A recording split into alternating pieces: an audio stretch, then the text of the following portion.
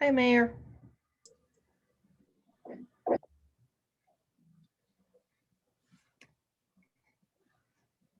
Hi, Lynn. Hi, how are you? I'm good. How are you doing? So far, so good. All right. Are you, Matt Miller's not going to be here today. Are you going to take over for him? Yeah, Okay, we're going to breeze right through this meeting. I like that. That'll be good. And do you have our council representative as Rick Aspiris, correct? Yeah, I sent him a invite and stuff. Yeah.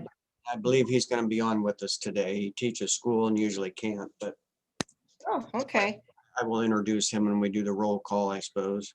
All right, yeah. Mark Cavan is supposed to be dialing in. He's at work also, but Okay. he's going to try to just call in. All right. So.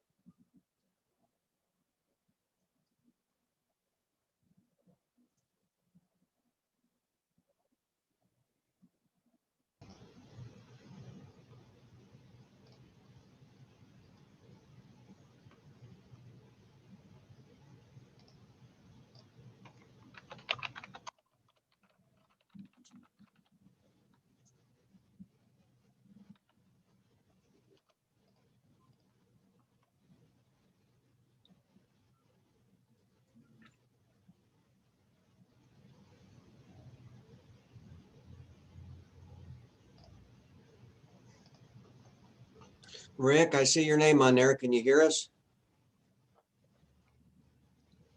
Yes, I can. Can you Okay. hear me okay? Just wanted to make sure. Glad you could join us today.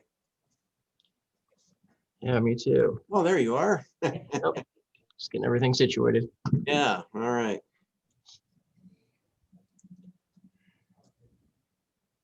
This probably works out better doing Zoom for you being up at Barberton, right? Oh yeah, it worked out perfect, Yeah. especially with Yeah. my schedule this year. My last class I actually teach is done at about 1:40, so timing wise it works out Yeah. well. Okay.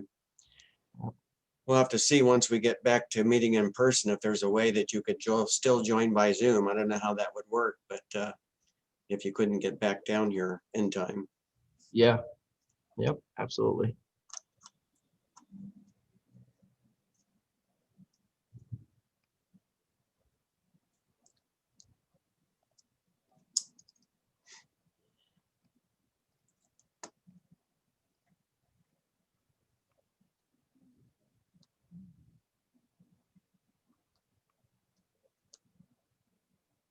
Dave, I was reading through some of the paperwork that came with the invite.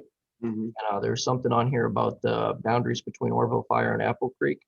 I didn't know anything about that, that there was looking at the jurisdiction and the boundaries and possibly making some changes.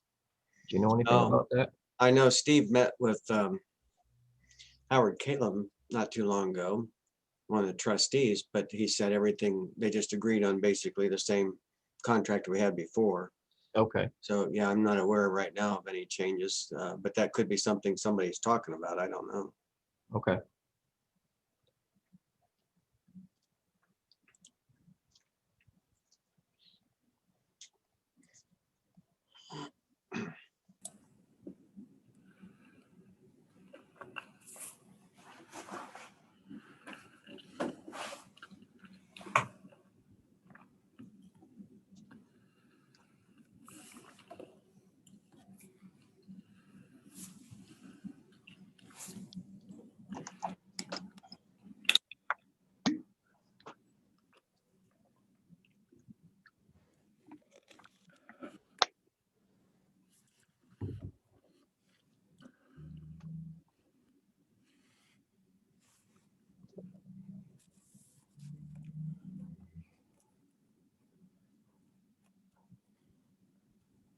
No one's in too big a hurry to jump on the WARCOG.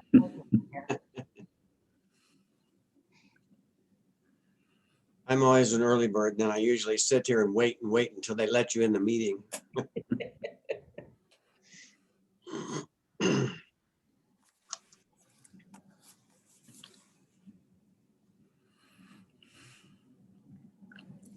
You got sunshine over there in Worcester? Yeah, Yeah, so do we. Nice. haven't been outside today, but It feels pretty good compared to the last week or two. I Yeah, we figure I got- won't even have today.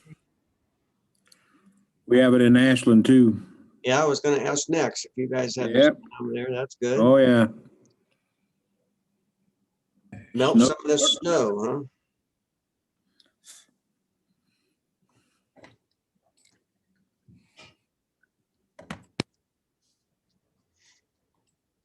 Would be okay with me if that was the end of the snow. Yeah. I'm sure there'll be one or two more in there. All right, good afternoon, everybody. Hi, Rhodey. Buddy, how are you? I am well, thank you. Mary Handwerk, a pleasure that you could be here with us, although I'm sure your heart belongs in Florida right now. It would have liked to have been there, but yeah, it's all right.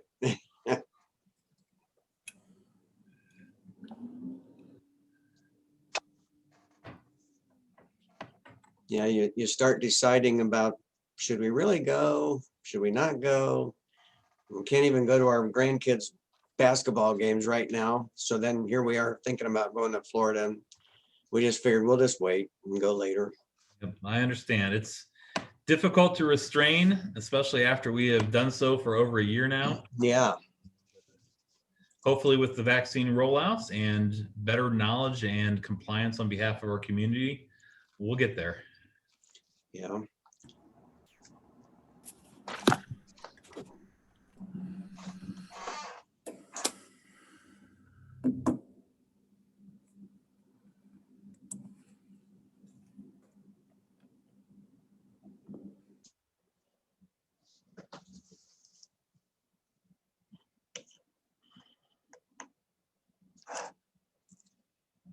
There he is.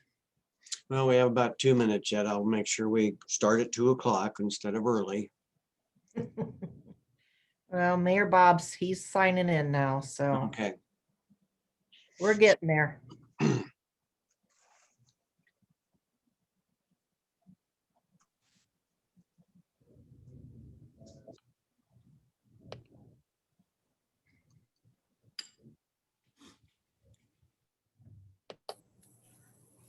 Hello, team. How's everybody? Bob, how are you? Nice to see y'all on a beautiful February day. Oh my Yeah. goodness. Yeah. You must be living right to get this. We were just talking about the nice weather. Absolutely. Mayor Brenneman, I think you forget that we paid the price over the last 2 weeks for this sunny day. I try to look forward, Rhodey. Never back there. Oh, goodness.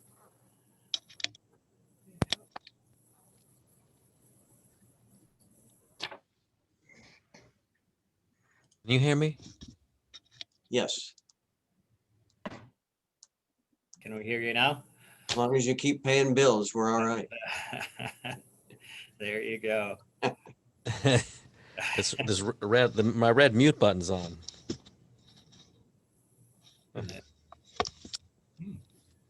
It's not on the screen. I'll have to mute it up here then. We can't hear you.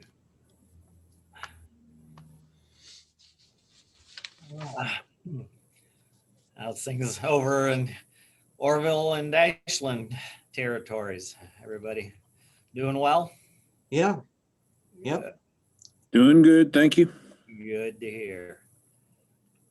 Denny, you tell Matt that I gave up my Florida vacation just so I could take his place. Yeah. He'll appreciate that. I think he's having his hair coiffed today. Oh, well, Councilman Miller had his day in the spotlight. We got to see him lead the council meeting last week in place Oh, of that's right. okay. president. Fantastic job, sir. Thank you. Appreciate that. Well, good deal. Matt better be careful here. It sounds like he's got footsteps coming up behind him there. Council president now, and or No. pro tem president, Yeah.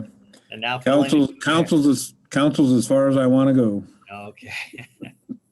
I'll leave that mayorship up to you big dogs. Oh, the big dogs. Well, I can't see everybody, but I think, Lynn, we're going to go ahead and get started. Hopefully we have as many people on board as we're supposed to have. We'll call the meeting to order here for our February WARCOG meeting. And if we have a roll call, please. Sure. Chief Anderson, Chief Saley, Here. He waved. There he is.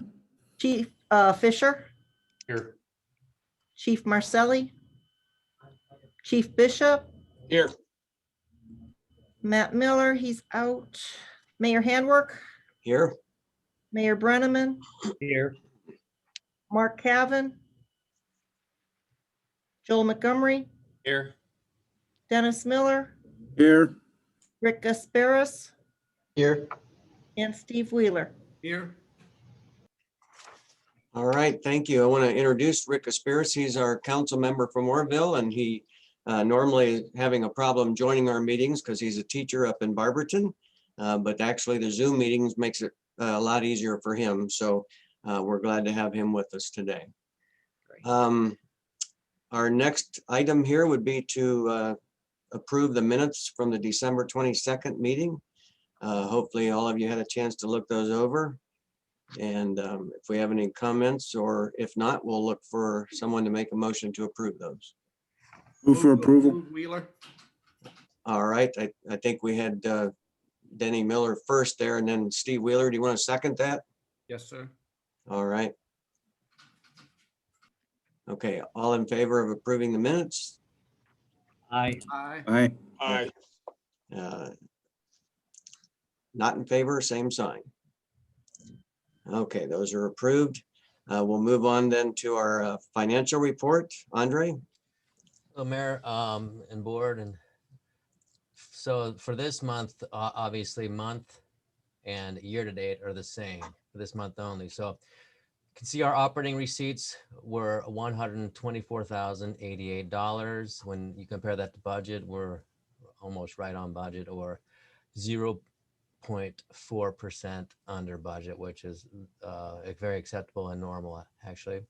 When you look at our operating disbursements, they came in at $89,384 for the month, and that's about 2.9% under the annual operating budget. That left us with a change in cash, a positive change of $34,704. When you add that to the cash we started with at the beginning of the year, $185,378. We finished the month with $222,083. And put another way, if you divide our budget, what we're going to spend or what we by 365 days. That's about $4,467 to run the COG each day. If you divide the cash we have on hand, which is $220,083, divided by what it costs to run the COG, we have approximately 49 days of cash on hand. So it's very good and acceptable. Any questions on the January finance report? I don't have any questions on that, although I would like to let you know this is Mark Cavan. Hi, Mark Cavan. And hey, I don't have any video, but I do have audio. I'm at work, so I am listening in. Great, thanks, Mark. I made a note of that, Mark, so I put you on as a, that you came in late on the roster. Okay. Welcome back there, Mark. Thank you. Okay, any other questions for Andre on the financial report? I move to approve the financial report. Okay, we have a motion to approve by Steve Wheeler. Second, Like Barry Saley, I saw his hand go up to second. Is that right, Okay. Steve? all right, I did not see that one. Second then, and all in favor of approving the financial report, signify by saying aye. Aye. Okay, disapprove, same sign. Okay, the motion carried.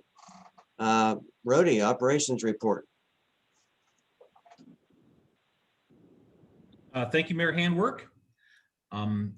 We have sent out 2 operation reports, one for January, one for February, detailing the activities in a summary format of what's been happening here at your organization. You can see if you've read into the minutia, we are quite busy. One of the things that we focus on is ensuring that we are meeting the needs and expectations of our stakeholder agencies. So much of what transpires each month, beyond just the service that we provide, is working with the leaders of our stakeholder agencies to ensure that we are meeting their needs on a daily basis.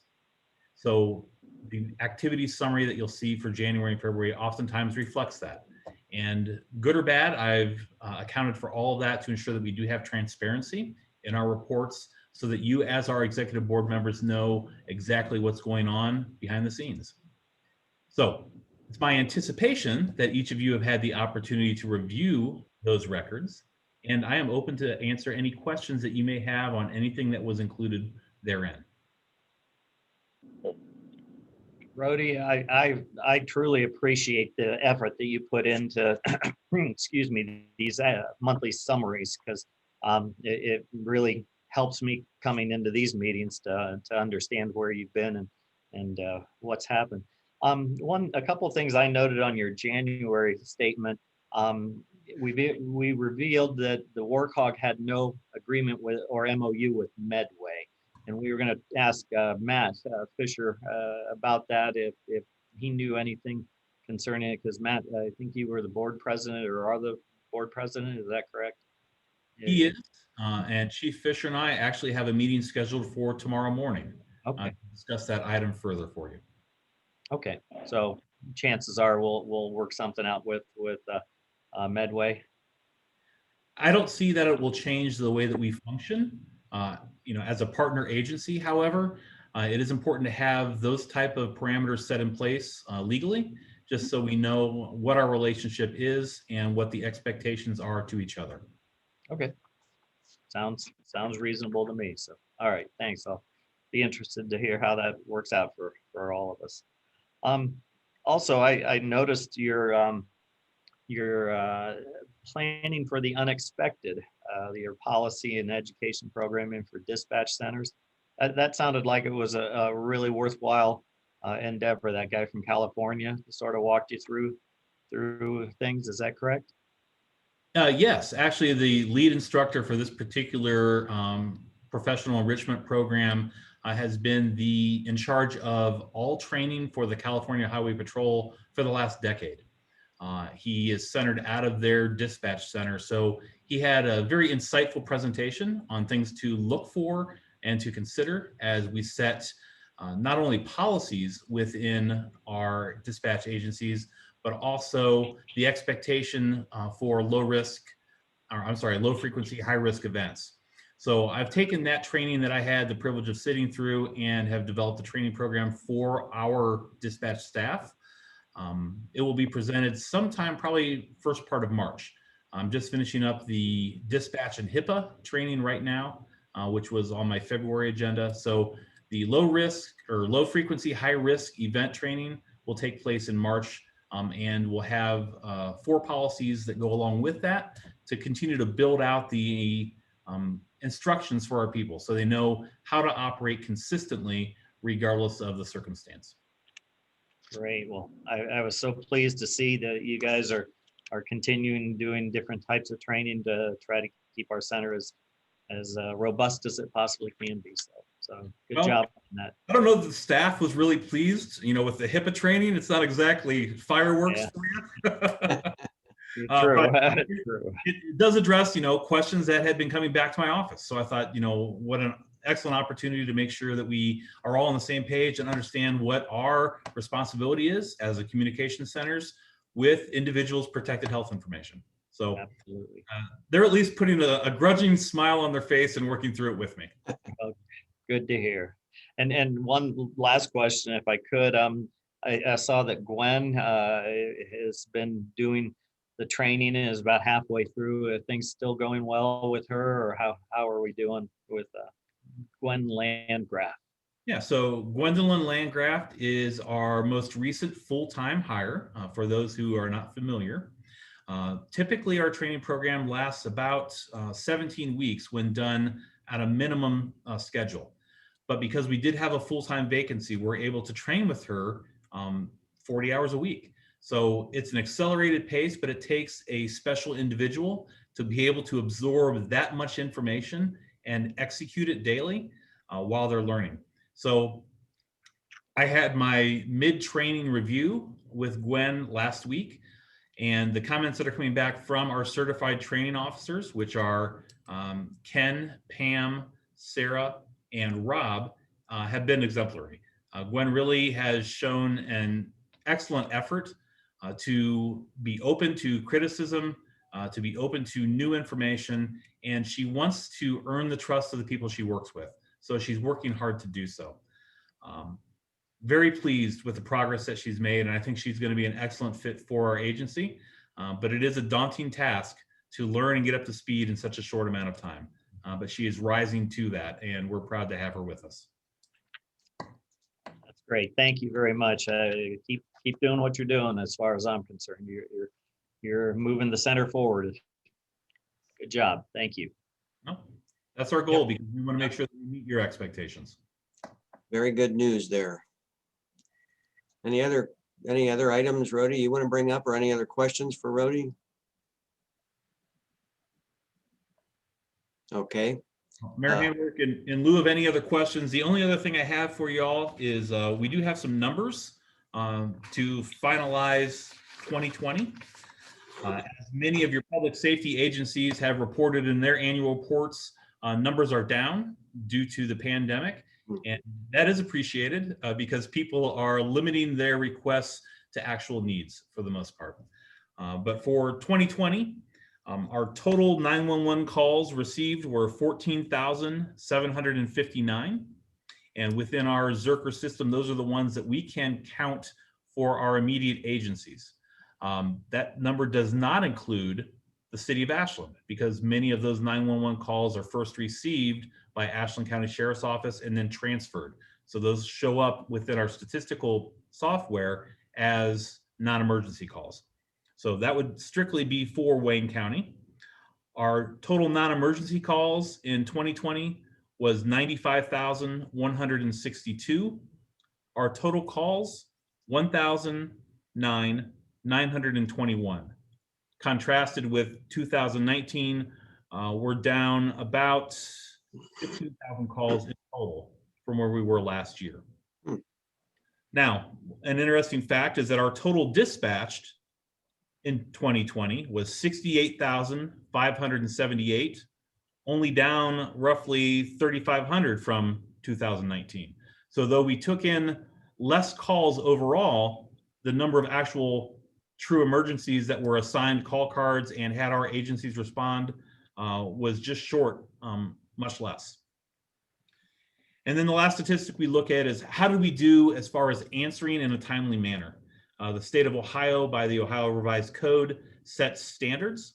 It says that 90% of calls must be answered in under 10 seconds. Our staff performed that at 98.86%. The Ohio Revised Code then says that 95% must be answered in under 20 seconds. Our staff performed at 99.51%. So right now, our staffing levels are achieving our workload, which is good news. The only time that we see the calls answered prolonged is during our peak periods, where we normally have a fourth person assigned to help on the dispatch floor. We have not had that fourth person available for like the last quarter due to COVID illnesses, quarantines, etc. That position has been moved to help cover other areas to reduce total overtime costs. So staff did really well in 2020. Our responders met those requests, and we're excited to see 2021 return to a bit more normalcy as our communities work collaboratively with the COVID vaccinations. You've done a great job, that's for sure. We certainly appreciate the work that you're doing. Now, to be clear, it's not me. It's Yeah, it's all of you, but there got to be a leader over there. Any other questions? All right, now we have executive session next on the agenda. I don't know that we have a reason for one, do we? Not that I know of. I don't have any pending needs. Okay. All right. Then personnel update, Brody. Certainly. I think the personnel update, the only thing to really comment on is that Gwendolyn Landgraf was hired and is halfway through. So she's doing fantastic. Kudos to the city of Orville because that's where she hails from. So it's nice to have another member from one of our stakeholder communities. Sure. We also have our supervisor selection in process, hoping to have that completed by March 5th. The final personnel note that we can touch on was our executive committee had met and worked through the termination of one of our former employees, Brandon Johnston. That has reached an endpoint. I think we can confidently say it ended in a settlement with no financial restitution, simply some paperwork to ensure that a neutral recommendation is passed forward in the future and that we received his resignation in lieu of the termination. So all of the paperwork has been completed on the WARCOG's behalf.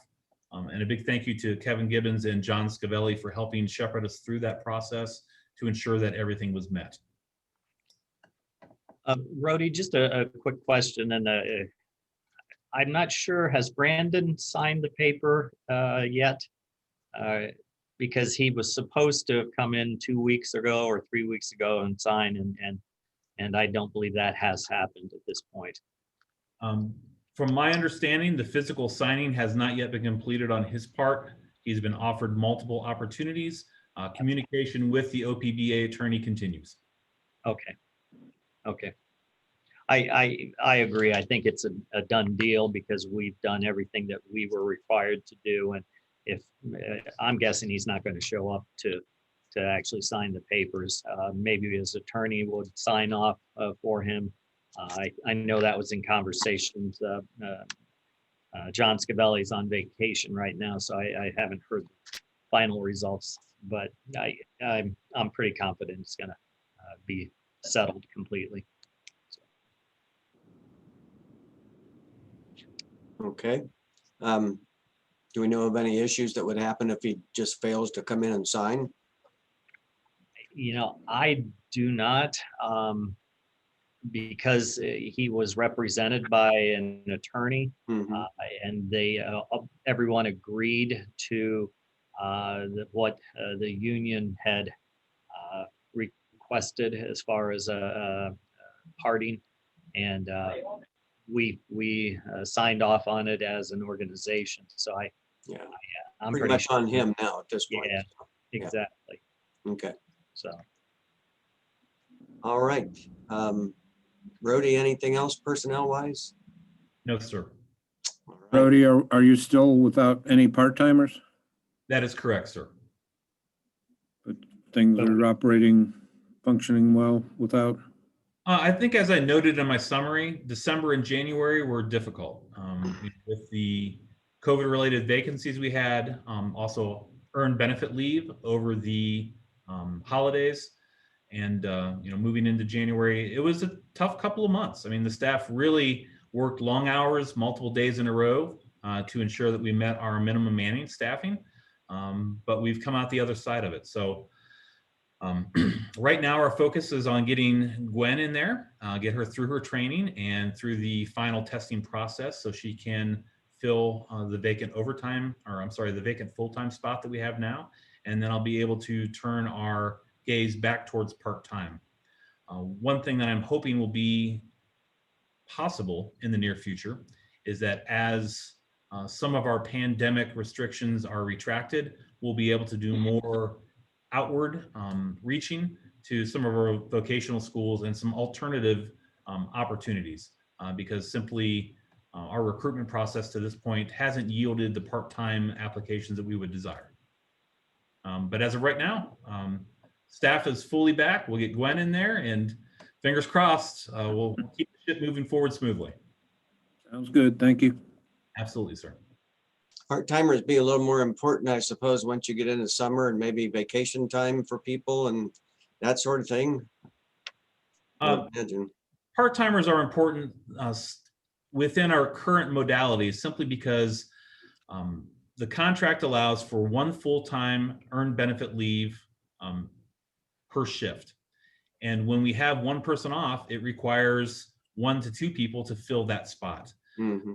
Those are the spots that we'd like to have the part-timers available for. So they can come in and choose when they want to fill based on their schedule and our needs to help our full-time people use their earned benefit leave. Without the part-timers, it all falls back to our full-time personnel to work those extra hours, which extends their days from a standard 8-hour shift often to a 12-hour shift. And although we have mandatory rest periods in place during peak crisis times like December and January, we had to constrain that and have them work with less rest than what we desired. But that was what was necessary to be functional. With a good part-time group, they can fill those in and still allow everybody to have the needed rest that is required so they can operate at 100%. And I think we've talked about this before. The crux of the entire ordeal is that for part-time work, it is a very specific, technical, long training period. Sure. To get through there. And Yep. so the type of person that we're looking for who can not only meet all of our pre-employment requirements, which are fairly stringent due to the law enforcement aspect of it, but is also willing to commit 17 weeks of training up front before they even get to the point where they're eligible for part-time, makes it a difficult hill to climb. So we need a very special individual who's willing to do that. Has to be truly somebody that wants to be part-time, because a lot of times I suppose you train them and then they get a full-time job someplace else possibly, but yeah. It has happened, and it has happened within our organization in the past. Yeah. Okay, any other questions? Just one, well, a couple if I could. And this goes to Dennis Miller, if I could. Has Ashland come online with the second fire station yet? Do you know? I know we were getting all prepared for that. Not yet, to my knowledge. Okay. So, but Rhodey, you guys have worked through all the different scenarios and are ready to have them come online? Well, as far as creating the operational processes and policies, yes. Okay. So back in November, working with Chief Anderson and his assistant chiefs, we began dispatching as 2 separate stations within their organization. The advantages of doing that early to allow not only our center to become acclimated to how they need to be assigned as resources and what our process is for alerting them, but also for their people to understand, okay, when I hear Station 2 squad personnel, that means that this group of staff will take this particular ambulance. So it's been a good process for both entities to ensure that when they are able to move into their physical location, which last I knew was going to be projected as July of 2021, both entities will be ready and present. Oh, okay. I didn't realize it was that far out yet. I thought it was pretty imminent, but must be like other building projects, not quite as fast as we all hope and imagine them to be. So Yeah, they've actually made good progress on it. What I had heard, they expect to be open in June, but July 1st is probably the outside date. okay, sounds great. Thank you very much for that information. And just last two observations on my end. I noticed that you do a ride along, Rhodey, with your new team members so that people get to understand what the police and fire folks are doing out in the field, and they can hear what the interaction is accordingly. That sounds like a great idea. I hope that's worked out well for you if you can do that in the COVID world here. That has been challenging. You are correct that the ride along is an integral part of the training process because it's important for our dispatchers to understand the opposite perspective, from the other side of the radio. Not only how they operate, the conditions they operate in, the logistical difficulties of sometimes communicating with the dispatchers because of their activities. The ride along provides an opportunity for all of that. I am fortunate that we've had some of our agencies be flexible during this pandemic in helping assist our dispatchers with that portion. We have Gwen scheduled to ride along with Orville and Ashland PDs coming up the end of this week. And one of the things that helped facilitate that was we did have some COVID-19 instant tests donated to our agency from an anonymous healthcare provider. And we were able to say, hey, we understand we're in a pandemic. We can now test our dispatcher. We'd be willing to test your officer as well to ensure that both are free of the virus before they spend time together in that ride-along situation. So working with our stakeholder agencies, to be flexible and to determine ways that we can still process that information, provide that education, but still keep everybody safe. That's awesome. Nothing better than on the ground training as far as I'm concerned. So good job on that. And lastly, I did notice that you guys are using ProQA as a standard-based guidance with this live scenario-based ice rescue training. Did that help in the traffic across the radio waves as far as how you handle such a situation? And was the protocol that ProQA brought, was it helpful and useful in the training exercise? I think that particular exercise was important simply because by utilizing all of the tools that we have at our disposal, ProQA as the interrogation software to help guide the dispatcher through the questioning process, as well as our communications policies, 911I, all of those rolled together as options for the dispatcher to utilize was valuable because oftentimes when we do these type of training events, we as a dispatch center know they're going on, but we don't often get to take part in the actual event. What we did differently with Kidron Fire this time was we had our dispatcher, Autumn Breslin, actually treat it like it was a call. So I had prepped their Kidron Fire's officers ahead of time to let them know when they're ready to start, call in, say this is a training scenario, and then we'll start right from there with the questioning and determining what type of resources were needed, who would be dispatched, and follow the radio traffic all the way through. So I had Autumn work them through ProQA, and I think for many of our agencies, they've never been on the receiving end of being asked those systematic questions and seeing how the resource allocation develops. So it was good for their perception of what we do with our callers, as well as for Autumn as our dispatcher to work through a event that doesn't take place very often, and challenged her to not only utilize ProQA to help set the standards, but then additional resources that we have when we look at water rescue and warming units and different things like that that may need called upon to help with that patient and the first responders that would be outside of the norm. So I think it was a beneficial experience for both parties. And I look forward to doing more of it in the future. I think that's great. I mean, that was one of the standards that we had based our call center on is, you know, the performance metrics that ProQA brought to the table. And so it's great to see you guys working scenarios that really bring that to light. So good job. And with that, David, I promise not to ask another question there. All right. Anybody else have anything to bring before the board?